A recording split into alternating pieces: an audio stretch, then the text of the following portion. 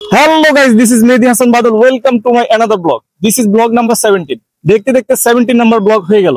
জানি আপনারা হয়তো আমাকে খুব মিস করেছেন, আমিও আপনাদেরকে সেম ভাবে মিস করেছি।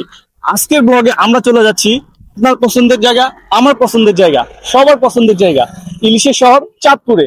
চলুন যাওয়া যাক। সো গাইস, চাঁদপুর আসছি আর বড় স্টেশন আসবো না, এটা তো হয়ই না। আমি এখন বর্তমানে আছি ইলিশ চত্বরে, আর চাঁদপুরের সবচাইতে জনপ্রিয়, সবচাইতে আড্ডার জায়গা এবং চাঁদপুরের প্রাণকেন্দ্র হচ্ছে এই বড় স্টেশন। সো গাইস, এখন আমরা চলে আসছি চাঁদপুর জেলার সবচাইতে সুন্দর এবং মনোরম দৃশ্য লেকপার অঙ্গীকারে। আর এই জায়গাটা আসলে অনেক সুন্দর, বিশেষ করে আপনি যদি বিকেলবেলা ঘুরতে আসেন আপনার অনেক ভালো লাগবে। আর এটি মূলত হাসান আলী মডেল প্রাথমিক বিদ্যালয়ের সামনে অবস্থিত। আর এটি নির্মাণ করা হয় 1989 সালে মহান স্বাধীনতা যুদ্ধের শহীদদের স্মরণে এটি নির্মাণ করা হয়।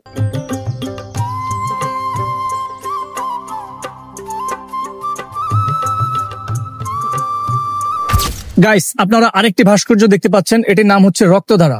1971 সালে পাকিস্তানি পাক হানাদার বাহিনী আমাদের দেশের অসংখ্য মানুষকে মেরে এই নদীতে ফেলে দেয় এবং তাদের স্মৃতি স্মরণেই 2011 সালে এই ভাস্কর্যটি নির্মাণ করা হয়।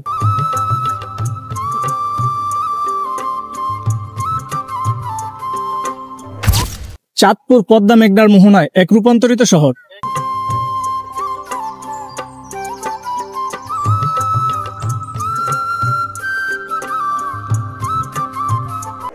চাঁদপুরকে বলা হয় ত্রিমোহনার শহর, কারণ এখানে তিনটি বড় নদী পদ্মা, মেঘনা এবং ডাকাতিয়া একত্রিত হয়েছে।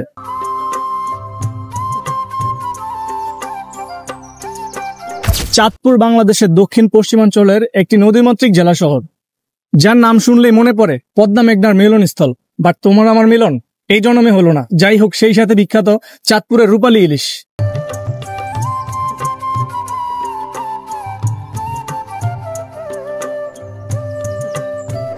তো গাইস, এখন আমরা আছি চাঁদপুরের সবচেয়ে বড় মাছঘাটে।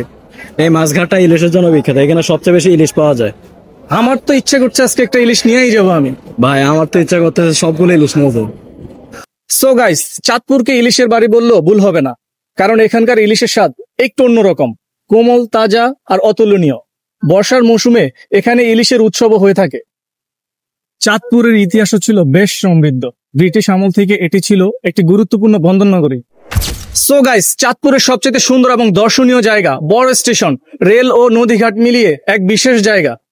পদ্মা, মেঘনা, ডাকাতিয়া, তিন নদীর মোহনা, মিনি কক্সবাজার এবং ইলিশ চত্বর। সো গাইস, চাঁদপুর গেলে কি মিস করবেন না? নদীর ধারে বিকেলে সূর্যাস্ত দেখা, ট্রলারে ও স্পিড বোটে মোহনা ঘুরে দেখা, স্থানীয় বাজার থেকে তাজা ইলিশ মাছ কেনা, বড় স্টেশনের গরম গরম তান্দুরি চা।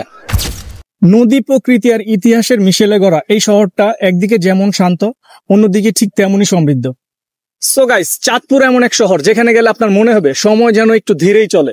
প্রকৃতি, নদী আর মানুষের সহজাত আন্তরিকতা এই শহরকে করে তোলে হৃদয়ের শহর।